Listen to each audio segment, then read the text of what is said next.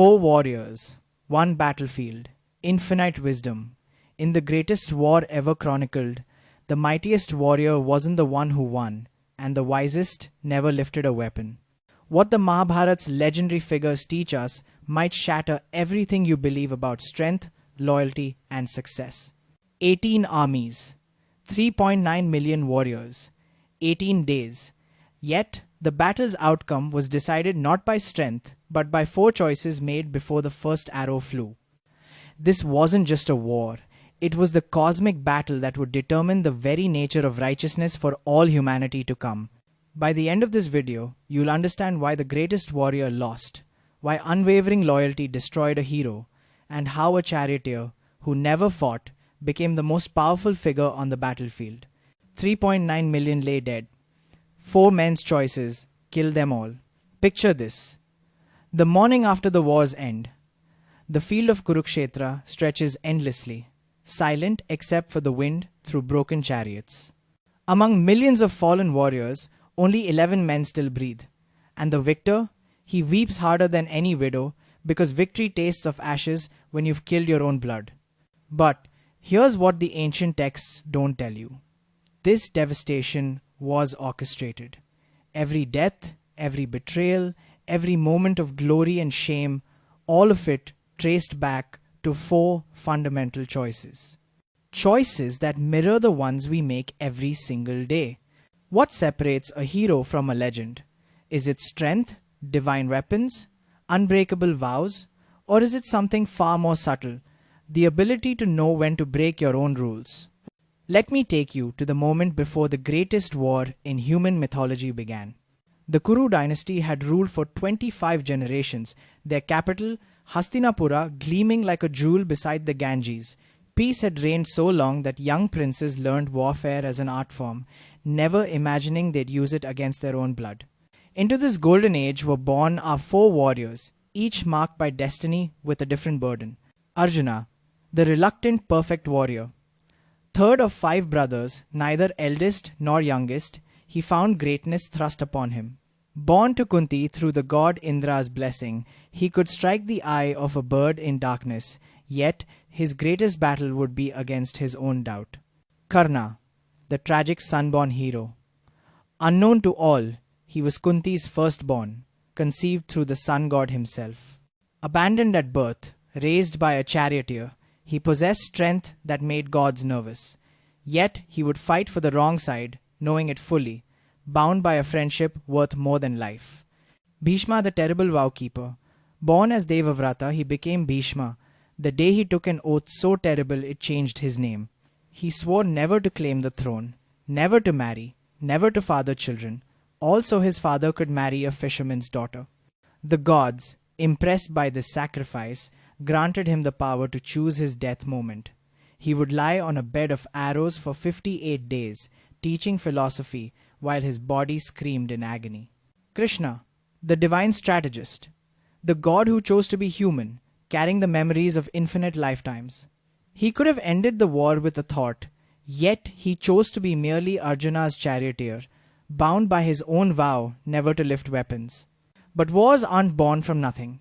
The seeds were planted when 2 branches of the same family tree grew too close. 100 Kaurava brothers on one side, 5 Pandava brothers on the other. The kingdom was meant to be shared, but kingdoms, like hearts, resist division. The conflict wasn't merely about land or gold. This was dharma versus adharma, righteousness against its opposite. But here's where it gets complex. Both sides had heroes and villains. Both had legitimate claims. Both had divine support. In the dice game that changed everything, the Pandavas lost their kingdom, their freedom, and nearly their wife's honor. Draupadi's humiliation in the royal court, where she asked, "In your scripture of law, what comes first, a husband's rights or a woman's dignity?" went unanswered by the same warriors who would later die for abstract principles. 13 years of exile followed. 13 years for the war to ferment in every heart. But how do you choose sides when both armies contain your brothers, teachers, and friends?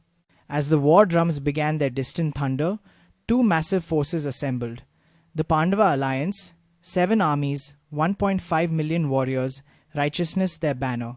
The Kaurava force, 11 armies, 2.4 million warriors, power their creed. But numbers tell only part of the story. Let me show you the real weapons each side possessed. Arjuna came armed with more than skill. The Gandiva bow, gifted by Agni himself, could fire 100,000 arrows per hour, a divine machine gun in an age of single combat. His Pashupatastra could end creation itself. Yet his deadliest weapon was Krishna's counsel, and his greatest weakness, a heart too pure for war. During his exile, Arjuna had acquired weapons from the gods themselves. But here's what the ancient texts don't tell you. Each celestial weapon came with a terrible price. The Brahmastra demanded perfect discipline. One moment of anger and it would turn on its user. The Narayanastra required complete surrender. The more you fought it, the stronger it became. Imagine the weight of carrying weapons that could end the world, knowing that one wrong emotion could trigger apocalypse. Karna's strength transcended the physical. His natural armor and earrings, fused to his body at birth, made him invulnerable to any weapon forged by god or man. His Vijaya bow never missed. His Vasavi Shakti, given by Indra, guaranteed one perfect kill, but only one. Yet 3 curses bound him tighter than any chain. His teacher Parashurama cursed him to forget his knowledge when he needed it most.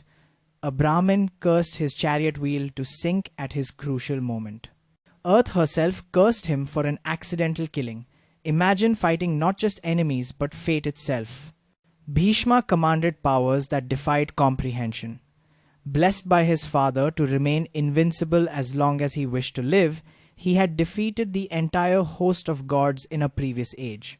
His knowledge spanned from warfare to philosophy, from statecraft to the movements of stars. Statistical impossibility. One man holding off 600,000 warriors. Yet Bhishma had done this before. In the battle for Amba, he'd stood alone against entire kingdoms and won. Krishna brought no armies. He offered a choice. Take my vast Narayani Sena, million strong, or take me alone, weaponless. Duryodhana, seeing Krishna sleeping, grabbed the armies. Arjuna, waiting at Krishna's feet, chose the god himself. Then came the moment that would shatter dharma itself. Krishna's vow. I will not fight. I will not lift weapons. I will merely drive Arjuna's chariot. The cosmic CEO choosing to be a charioteer. Kurukshetra, the field of righteousness, was chosen deliberately. This plain had drunk the blood of demons and gods for countless ages. The soil itself thirsted for resolution. Pre-war negotiations revealed character, not even a needle point of land without war. Krishna's final peace mission, give just 5 villages. The refusal sealed 3.9 million fates. The choosing of sides tore apart families. Bhishma, beloved grandfather, stood with the Kauravas, though his heart lay elsewhere. I have eaten Duryodhana's salt. My body belongs to him, though my soul prays for Pandava victory. Then something happened that defied 5,000 years of warrior code. Brothers faced brothers. Teachers faced students. Fathers faced sons. As dawn broke on the first day, 4 men stood ready to reshape destiny itself. Dawn at Kurukshetra. The morning mist mixed with sacred fire smoke as priests completed war rituals. Then the primordial roar of 100,000 conch shells split the sky. Elephants trumpeted, horses neighed, and 3.9 million hearts began their race toward death. Day 1 erupted with Bhishma's terrible form. The grandsire, gentle teacher of childhood, transformed into death incarnate. His arrows didn't just kill, they carved geometric patterns of destruction. By sunset, 10,000 Pandava soldiers dead. Like time itself had taken form, the texts say, but watch closely. Bhishma's arrows never touched the 5 Pandavas. The greatest warrior on the field was about to break his own rule, fighting to lose while appearing to win. But Arjuna couldn't move. Standing in his chariot between 2 armies, the greatest archer in creation experienced total paralysis. His Gandiva bow slipped from nerveless fingers. Krishna, he gasped. I see my teachers, my grandfather, my brothers. My mouth dries up, my body trembles, my bow falls. How can I kill those I should worship? I will not fight. Here's where even the gods held their breath. The war's greatest warrior refusing to fight. Without Arjuna, the Pandavas would fall in hours. Dharma itself would die. Krishna turned, not as charioteer to warrior, but as the eternal to the temporal. What followed, the Bhagavad Gita, compressed infinite wisdom into 700 verses. But forget philosophy for a moment. Imagine this practically. In the space between two armies, with millions watching, Krishna had perhaps 10 minutes to transform a pacifist into a warrior. You grieve for those who need no grief, Krishna began. Then came the words that would echo through eternity. The soul is never born, never dies. You cannot kill the eternal. And your duty? It's not to win or lose. It's to act without attachment to results. Arjuna listens, but doubt persists. Then Krishna reveals his cosmic form. Blazon. Imagine seeing infinite universes in one being. Thousands of suns blazing from one face. Past, present, and future existing simultaneously. Warriors from both armies already dead in that cosmic mouth, time flowing backward and forward like a river uncertain of its course. I am become time, Krishna declares, destroyer of worlds. All these warriors are already slain by me. You are merely the instrument. Arjuna's transformation happens not in stages but instantly. From I will not fight to I will do as you say. The reluctant warrior becomes destiny's arrow. But then Arjuna did something unthinkable. He asked Krishna to show the human form again. I cannot bear your cosmic form. Be my friend again. Even divine revelation couldn't erase human bonds. Meanwhile, Karna watched from the Kaurava lines. Bound by Bhishma's pride, I will not fight alongside a charioteer's son. The greatest warrior sat idle while his side bled. But Karna knew something no one else did. Days before, his mother Kunti had come to him secretly, revealing his true birth. You are my firstborn. Join your brothers. Become the eldest Pandava. Karna's response defines tragedy. Where were you when the world mocked me as low-born? My friend Duryodhana alone gave me respect. I will die as Karna the charioteer's son, not live as your eldest. Days 2 to 9 blur into systematic carnage. Bhishma's strategy: create such devastation that someone would be forced to stop him. Each day he pushed harder, his formations increasingly aggressive. Day 3, the Eagle Formation, 30,000 dead. Day 4, the Ocean Formation, 45,000 dead. Days 5 to 6, complex geometries that trapped whole divisions. Day 7, the Mandala Spiral, 50,000 dead. Days 8, desperation creeping into Pandava ranks. Arjuna fought mechanically, efficiently, but avoided Bhishma. Their mock battles were elaborate dances, arrows meeting in mid-air, neither truly trying to kill. The other Pandavas noticed. Doubt crept in like poison. But Karma had other plans. Each day Bhishma dominated. He whispered battle plans to the Pandavas at night. Tomorrow I will use the crane formation, counter with the crescent, the invincible warrior engineering his own defeat.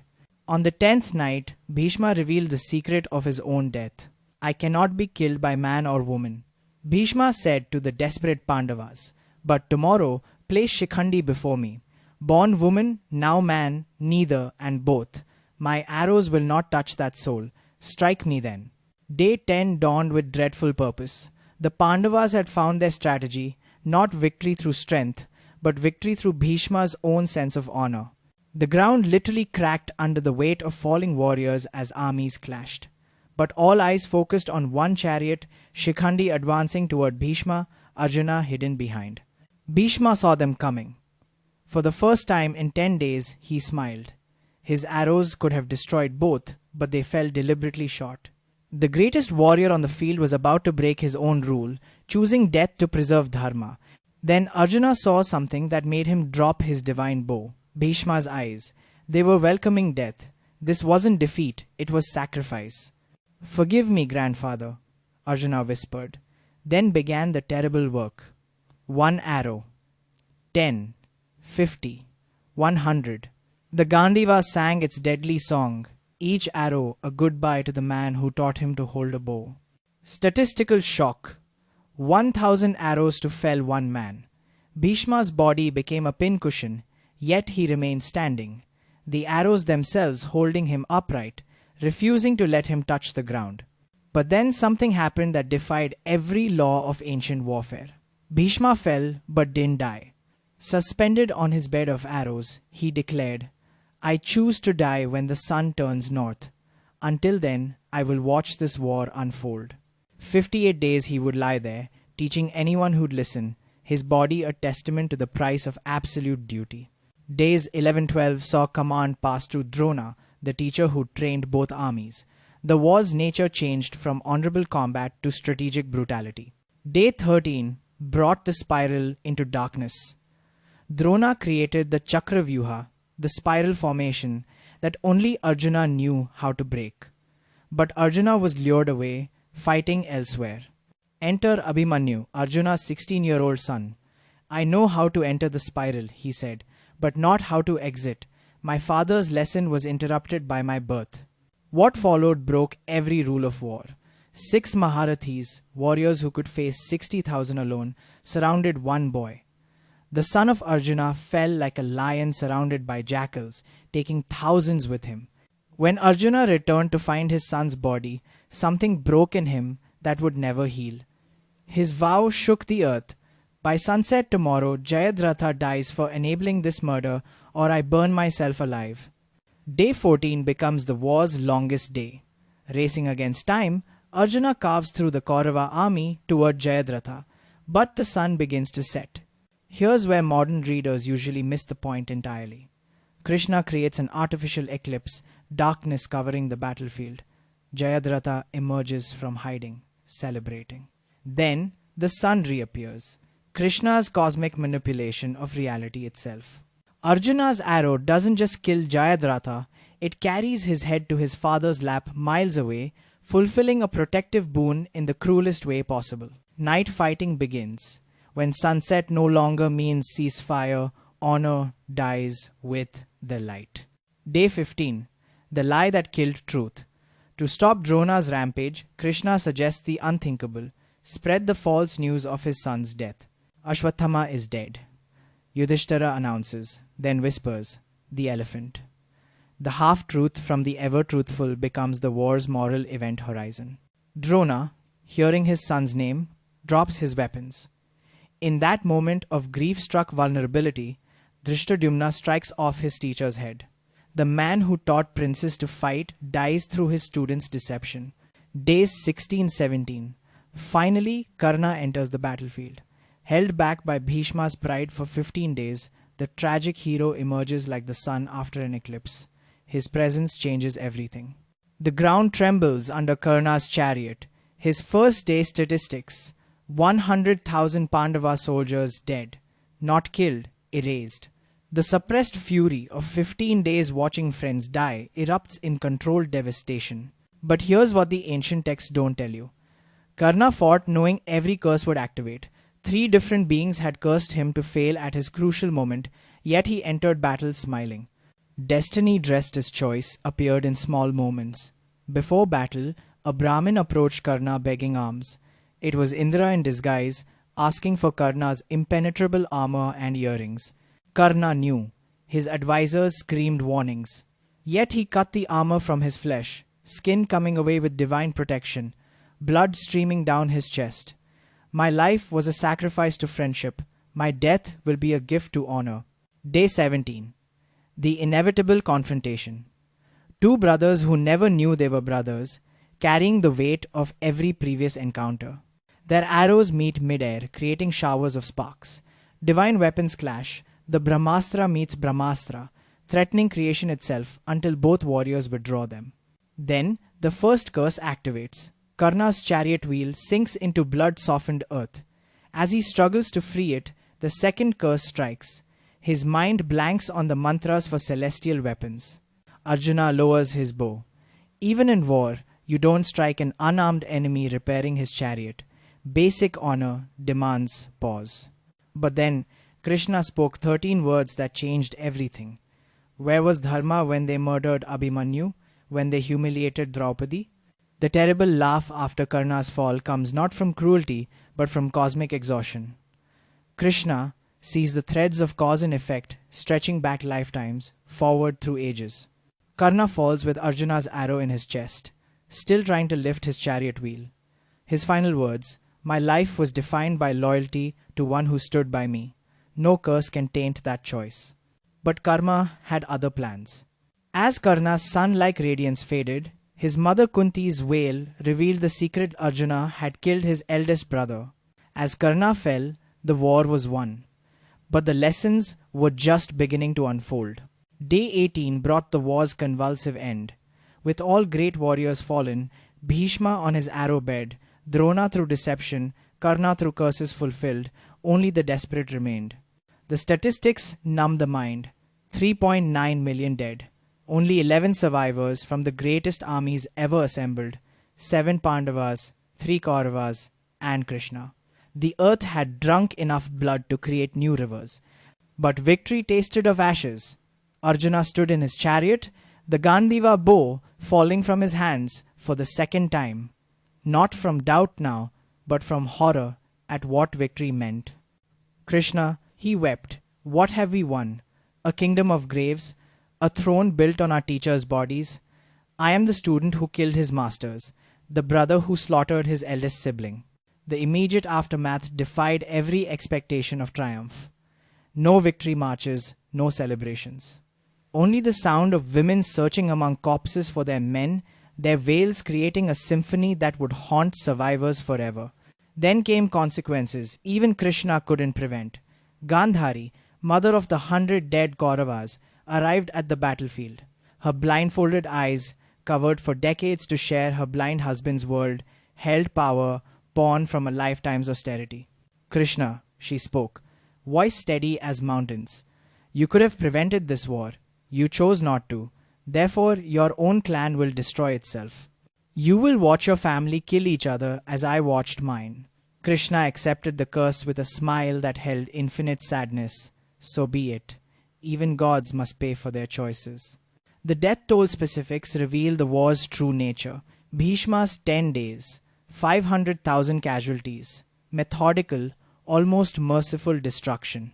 Drona's 5 days, 800,000 casualties, desperate acceleration.